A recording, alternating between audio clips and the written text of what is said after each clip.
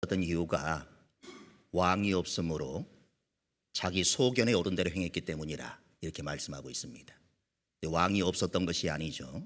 언제나 하나님은 우리의 왕이 되어주시기 때문입니다. 그들이 하나님을 왕으로 인정하지 않았기 때문에 자기 소견에 오른 대로 살아갔고 그 결과가 타락으로 이어지게 된 것입니다. 오늘도 왕이 되어주신 그 주님을 여러분의 왕으로 인정하게 되어지면 그 왕 되신 주님께서 여러분의 삶의 자리를 날마다 지키시고 인도해 주실 것입니다. 인사하겠습니다. 은혜와 평강이 성도님들에게. 아멘. 인사하시죠.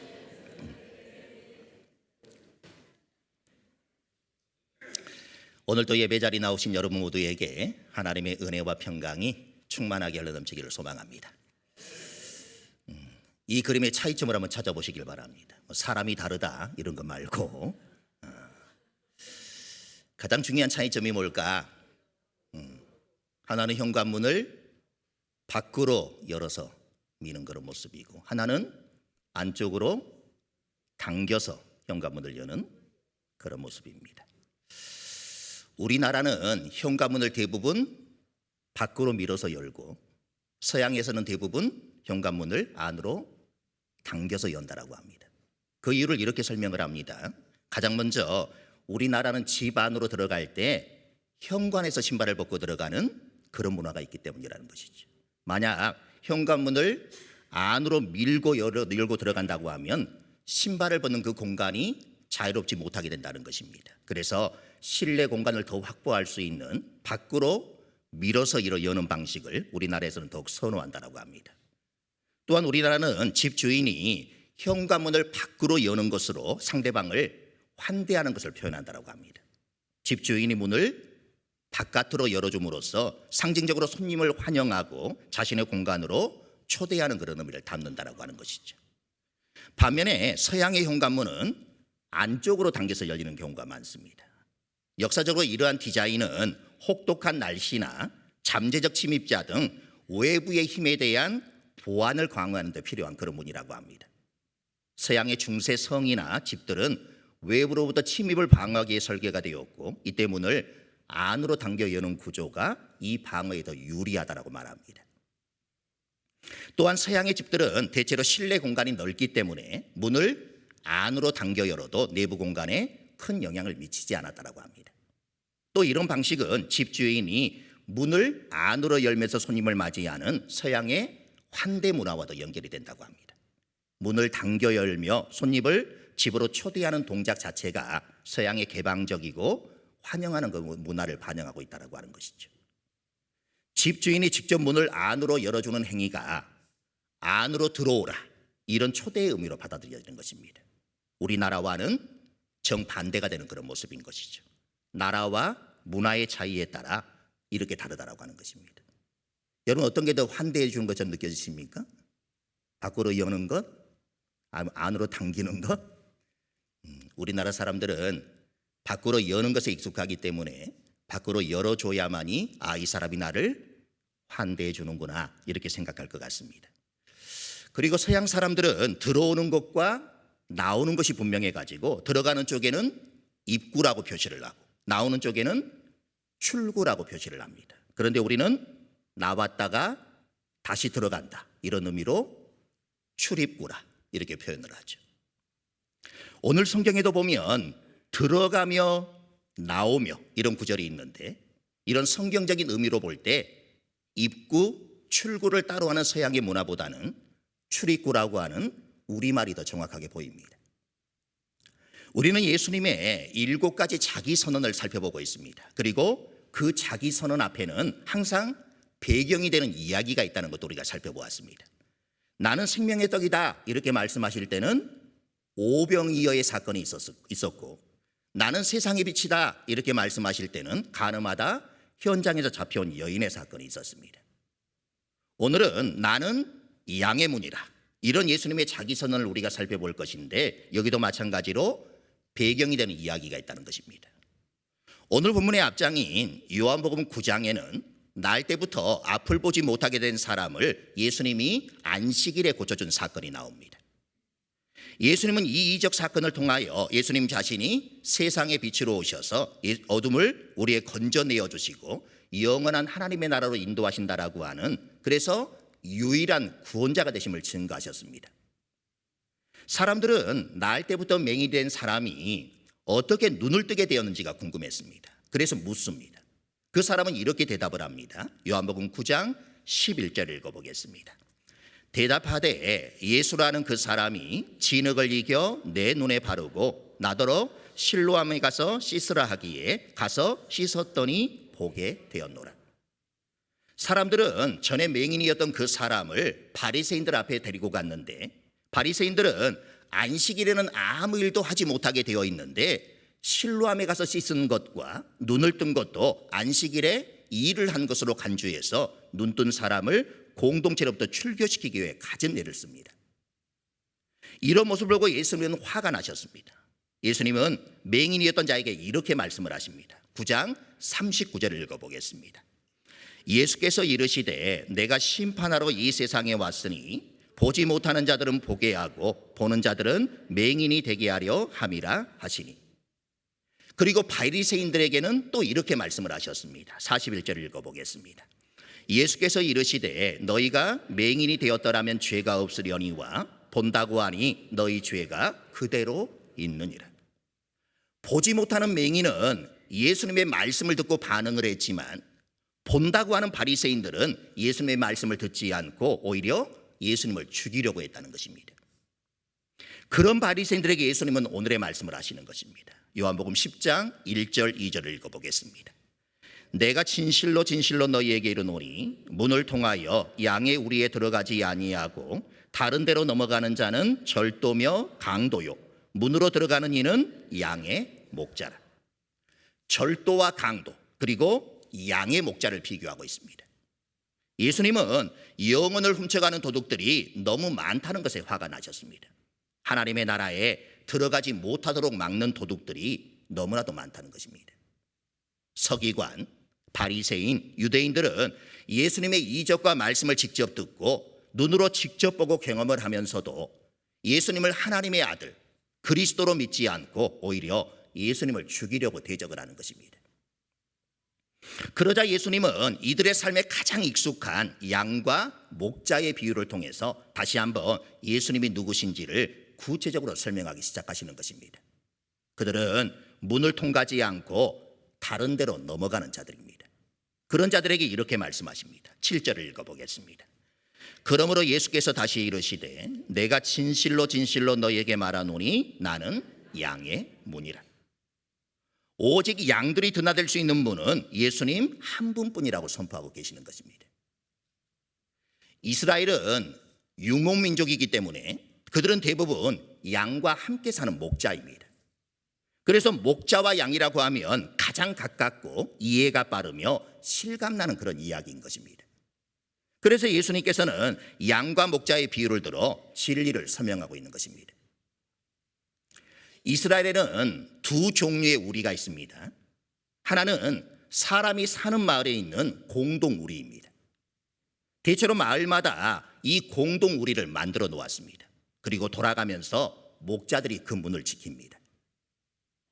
목자들은 들판에서 하루 종일 양을 먹이고는 해가 기울고 어둠의 그림자가 다가오면 자기 양들을 몰고 공동 우리로 돌아옵니다. 그리고 양들을 그 우리 속에다 집어넣는 것입니다. 그리고 다시 아침이 되면 목자들은 하나둘 나와서 문지기의 확인을 받고 우리 안에 들어가서 자기 양을 부르는 것입니다. 수십 혹은 수백 마리의 양 가운데서 눈으로 자기 양을 구분하기란 쉽지 않았을 것입니다. 그래서 목자들은 자기 양들만 알아들을 수 있는 소리를 내는 것입니다. 그러면 그 목자가 자기 목자라는 것을 아는 양들은 전부 그 목자 앞으로 나오게 되는 것이죠. 자기 양의 수가 조금 적은 경우에는 양들의 이름을 하나하나 부르기도 했습니다. 그러면 그 목자의 소리를 듣고 그 목자의 양들이 전부 모이는 것입니다. 이제 목자가 문을 나와서 초원으로 향해 가면 그 목자의 양들만 우르르 따라 나서는 것입니다. 그러면 또 다른 목자가 와서 자기 양들을 마찬가지 방식으로 불러나가는 것입니다. 참 멋있는 풍경이지 않습니까?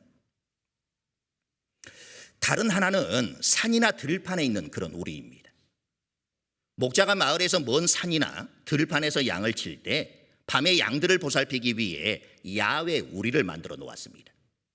대개의 경우 주위에 흩어져 있는 돌을 쌓아 올려 담을 치는 그런 형식인데, 특이한 것은 출입구에 따로 문을 달지 않는다는 것입니다. 그 대신 목자 자신이 출입구에 누워가지고 스스로 문이 되는 것입니다. 밤사이에 도둑이나 맹수가 출입구에 누워있는 자신을 넘지 않고는 양을 끌고 갈 수 없게 하기 위함입니다. 다시 말해 한밤중에도 자신의 생명을 걸고 양들을 보호하기 위함입니다. 이처럼 자신의 생명조차 아끼지 않고 양들을 지키며 보호하는 목자, 아니 양의 문이 있기에 연약하기 짝이 없는 양들은 그 목자로 인해 스스로는 결코 만들 수 없는 평화를 누리게 되는 것입니다. 이 우리에서는 목자가 곧 양의 문인 것입니다. 예수님께서 나는 양의 문이다 이렇게 말씀하신 것은 바로 이것을 말하는 것입니다. 예수님께서 양의 목자이심과 동시에 양의 문이라는 말씀인 것입니다. 특히 마을 한가운데 있는 안정된 우리가 아닌 산과 들에 있는 열악한 그 우리의 상황에서 양의 문의 역할을 해주시는 분이 바로 주님이시라고 말씀을 하는 것입니다. 그러면 이제 내가 양의 문이라 이 말씀을 두고 보다 구체적인 의미를 우리가 살펴보겠습니다. 첫째는 예수가 구원으로 통하는 문이 된다라고 하는 말씀입니다. 문이란 이런 문 저런 문이 있을 수 있고 여기에도 있고 저기에도 있을 수 있겠습니다마는, 예수님께서 말씀하실 때에 내가 문이다 이 말은 구원으로 통하는 유일한 문, 하나밖에 없는 그 문을 말씀하시는 것입니다. 양의 우리에는 대개 하나의 문이 있습니다. 그리고 이 문은 좁고 협착합니다. 한 마리씩 들어가고 한 마리씩 나와야 하는 불편함이 있습니다. 그러나 그 문이 생명으로 통하는 문이라는 것입니다. 9절 상반절을 읽어보겠습니다. 내가 문이니 누구든지 나로 말미암아 들어가면 구원을 받고, 말미암아라는 말은 통하여라는 그런 말입니다. 문이신 예수님을 통하여 들어가면 그를 통하여 구원을 받는다는 것입니다. 예수님을 통하여 들어가야지 구원을 받지 비껴가거나 넘어가면 구원받지 못합니다. 비껴가는 것이 무엇인 줄 아십니까? 예수님 외에 다른 것을 믿어도 구원을 받는다, 이것이 비껴가는 것입니다. 넘어가는 것은 무엇인 줄 아십니까? 자기가 예수라고 하는 그런 사람이 넘어가는 사람입니다. 이렇게 비껴가는 사람과 넘어가는 사람은 구원과는 상관이 없는 사람입니다. 구원은 예수님을 통하여 얻는 것이기 때문입니다. 문은 예수님이십니다. 예수님은 구원이십니다. 예수님 외에 다른 문은 전혀 없습니다. 사도행전 4장 12절을 읽어보겠습니다. 다른 이로서는 구원을 받을 수 없나니 천하 사람 중에 구원을 받을 만한 다른 이름을 우리에게 주신 일이 없음이라 하였더라. 이 세상에서 구원을 얻을 수 있는 길은 오직 예수 그리스도밖에 없다는 것입니다. 사람들의 생각에는 다원주의 사상이 말하는 바와 같이 이 종교에도 구원이 있고 저 종교에도 구원이 있다, 따라서 어느 종교를 믿든 그 종교를 통해서 구원을 받을 수 있다, 이렇게 가르치면 좋겠는데, 기독교는 유달리 타 종교를 배척하고 오직 예수만이 우리의 구원자라 이렇게 주장하니 독선적이라 이렇게 말하는 사람들이 많습니다. 특히 지성인들이라고 하는 사람들 중에는 기독교의 이런 독선이 싫어서 예수를 믿지 않겠다 이렇게 말하는 사람들도 많이 있습니다. 그러나 여러분, 진리는 두 개일 수 없습니다. 진리는 오직 하나입니다. 타협할 수 없다는 것입니다. 이것은 결코 독선이 아닙니다. 바른 진리를 이야기하는 것입니다.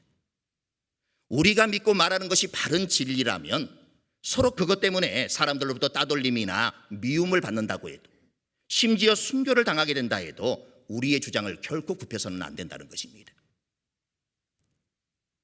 예수님의 동생이었던 야고보를 잘 아실 것입니다. 그는 예루살렘 교회의 훌륭한 장로였습니다. 전해오는 이야기에 따르면 그는 유대 당국자들에게 체포가 되었을 때 예수가 메시아라는 사실을 부인하고 예수가 거짓말쟁이였다 이렇게 대중의 앞에서 말하라고 하는 그런 취지의 압박을 받았다라고 합니다. 그때 야고보는 왜 당신들은 사람의 아들 예수를 말하는가? 그는 지금 하늘에서 하나님 우편에 앉아 계시며 영광의 구름을 타고 다시 오실 뿐이다. 이렇게 답변을 하며 결코 신앙을 굽히지 않았고 이 답변 직후 성전에서 던져지고 돌에 맞아 순교했다라고 전해지고 있습니다. 예수님만이 영생의 문이십니다. 예수님만이 우리를 죄에서 구원하시기 위해 우리 대신 십자가를 지신 구원자이십니다. 이것은 변함없는 진리입니다. 그러므로 누군지 예수 그리스도를 나의 구주, 나의 하나님으로 믿으면 영생을 얻게 되어지는 것입니다. 여러분 가운데 아직도 이 사실에 대해서 확신이 없는 분이 계시다면 오늘 말씀을 통해 다시 한번 확신을 가지시길 바랍니다. 예수님만이 우리의 구원자이시기 때문입니다. 두 번째는 우리에게 풍성한 생명을 주시는 분이기 때문입니다. 9절 하반절을 읽어보겠습니다. 또는 들어가며 나오며 꼴을 얻으리라. 우리가 예수님께로 나아가 그 문을 통과해서 들어가면 구원, 곧 생명을 얻을 뿐만 아니라 들어가며 나오며 꼴을 얻는다라고 합니다. 꼴을 얻는다라는 말은 쉽게 말해 푸른 초장으로 인도한다라고 하는 그런 뜻입니다. 양의 문이 되신 예수님께로 출입하는 자는 푸른 초장으로 인도함을 받는다는 그런 말입니다. 양에게 있어 가장 중요한 것이 꼴입니다. 예수님께서 내가 무엇이다 이렇게 하신 말씀 가운데 첫 번째가 뭐였습니까? 나는 생명의 떡이다. 이렇게 말씀하신 것도 인간에게 가장 중요한 것이 바로 이 떡이기 때문일 것입니다. 하물며 양에게도 말할 필요도 없이 꼴이 제일 중요하다라고 하는 것이죠. 문 안에는 끝없는 초장이 펼쳐집니다. 양들이 좋아하는 온갖 푸른 풀이 있습니다. 양들이 마실 수 있는 맑은 시냇물이 있습니다. 그래서 다윗은 시편 23편에서 그가 나를 푸른 초장에 누이시며 쉴 만한 물가로 인도하시는도다 이렇게 노래했던 것입니다. 꼴이 풍성하여 양들은 염려할 것이 전혀 없는 것입니다.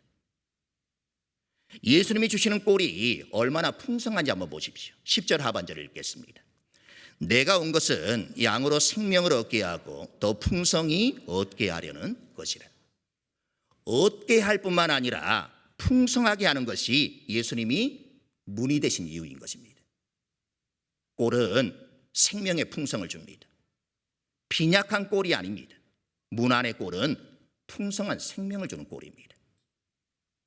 풍성한 꼴을 주시기에 여호와는 나의 목자시니 내게 부족함이 없습니다. 이렇게 노래할 수 있는 것입니다. 양의 문을 드나들면서 목자를 따라 푸른 초장으로 인도함을 받는 양의 그 행복한 모습을 그려보시길 바랍니다. 그 모습이 바로 여러분의 모습이어야 합니다. 다음 세 번째로 생각하는 내가 양의 문이라는 말은 여기에 들어서면 이제부터는 안전하다 이런 의미가 되어집니다. 아무리 쫓기다가도 문 안에 들어서기만 하면 그때부터는 다른 세계가 전개되어지는 것입니다. 여기서 우리가 가정에 있어서의 문을 다시 한번 생각해 본다면 열었던 문을 다시 잠그고 집 안에 들어서면 안전함과 동시에 자유함이 있어서 옷을 입거나 벗어도 상관할 바가 없는 평안한 분위기 속에서 지낼 수가 있습니다. 그러나 아무리 좋고 튼튼한 집이라 하더라도 문을 잠그지 않고 있다면 불안해서 견딜 수가 없게 되는 것입니다. 그리고 보면 문이 결정적인 보호의 역할을 하게 되어지는 것이죠. 추운 겨울날 밖에서 떨다가도 문 하나 열고 집 안에 들어서기만 하면 벌써 따뜻해짐을 우리가 느끼지 않습니까? 이와 같이 문 하나를 두고 안과 밖이 전혀 다른 세계를 이루는 것입니다. 그러나 우리가 한 가지 알아야 하는 것은 때로는 이 문 안이 조금 불편할 수도 있다는 것입니다. 그것은 문 밖의 세계에 비해서 협소하기 때문에, 그런데 그것도 참고 기다려야 함은 원수로부터 우리를 보호해주는 시간이 바로 거기에 있는 시간이기 때문입니다. 네 번째로 우리가 생각해 볼 것은 이 문이 심판이라는 것입니다. 문이라고 해서 아무에게나 열리는 것이 아니라 그 자격이 따로 있다는 것입니다. 오늘 본문에서도 볼 수 있듯이 절도나 강도에게는 열어주지를 않습니다. 또한 일이나 사자에게도 열어주지 않습니다. 오직 사랑하는 그 양에게만 열어주는 문, 이것이 바로 양의 문인 것입니다. 양 외에 어느 누구도 이 문으로 통과하는 것을 허락하지 않습니다. 이 문은 도둑이나 맹수에게는 닫혀져 있는 문이었고 양들에게만 열리는 그런 문이었다는 것입니다. 이와 같이 들어가는 자격은 따로 되어 있는 것입니다. 그러므로 우리는 이 문이 누구에게나 열리는 것이 아니라 그리스도에게 속한 자, 그리스도의 양에게만 열린다는 사실을 늘 기억해야 합니다. 우리가 잘 아는 대로 문이라는 것은 참으로 철저한 것입니다. 그렇기 때문에 요즘에는 문에다 초인종에 자물쇠를 2개, 3개씩 만들어 답니다. 어디 그것뿐입니까? 밖으로만 보이는 구멍을 만들어 가지고 띵동 소리가 나면 먼저 구멍으로 내다본 다음에 누구인지를 확인한 다음에 문을 열어주지 않습니까? 또한 아이들만 집안에 두고 외출할 때는 뭐라고 얘기하십니까? 아이들에게 신신당부를 하죠. 누가 와도 절대 열어주지 말아라. 그러고 보면 이 문이라는 것이 얼마나 까다로운 것입니까? 마찬가지로 문이 되신 그리스도께서는 그가 사랑하는 사람에게만 열어주시는 철저함과 까다로움이 있다는 것을 우리는 잊지 말아야 한다는 것입니다. 이사야 43장 1절은 이렇게 말씀합니다. 읽어보겠습니다. 야곱아, 너를 창조하신 여호와께서 지금 말씀하시느니라. 이스라엘아, 너를 지으신 이가 말씀하시느니라. 너는 두려워하지 말라. 내가 너를 구속하였고 내가 너를 지명하여 불렀나니 너는 내 것이라. 목자가 자기 양들의 이름까지도 다 알고 있는 것처럼 예수님은 자기에게 속한 사람들을 개인적으로 다 알고 계시는 것입니다. 예수님에게 우리는 많은 사람들 중에 그저 한 사람이 아니라 이사야 선지자가 오늘 말하고 있듯이 예수님이 아시고 있으며 개인적으로 부르시는 사랑하는 사람들이라고 하는 것입니다. 목자처럼 예수님은 우리를 돌보시고 부르시며 우리를 기름진 초장으로 이끌어 가시는 것입니다. 문이 밖으로 열리는 것처럼 그렇게 예수님은 자유가 가득하고 더 넓은 삶 속으로 우리를 부르고 계십니다. 문이 안으로 열리는 것처럼 그렇게 예수님은 우리를 안전하고 평안한 곳으로 인도하십니다. 오직 예수님만이 양의 문이 되십니다. 예수님은 우리가 들어가서 보호를 받고 구원을 받을 수 있는 양의 문이시고 우리가 나가서 꼴을 먹고 물을 마실 수 있는 양의 문이 되어주십니다. 양은 그 문으로 다니기만 하면 안전한 것입니다. 양에게는 양의 문이 가장 반가운 문이고 가장 안전한 문입니다. 주님의 양된 우리는 양의 문으로만 들어가며 나가며 꼴을 얻을 수 있습니다. 꼴을 먹어야만이 생명을 유지할 수 있습니다.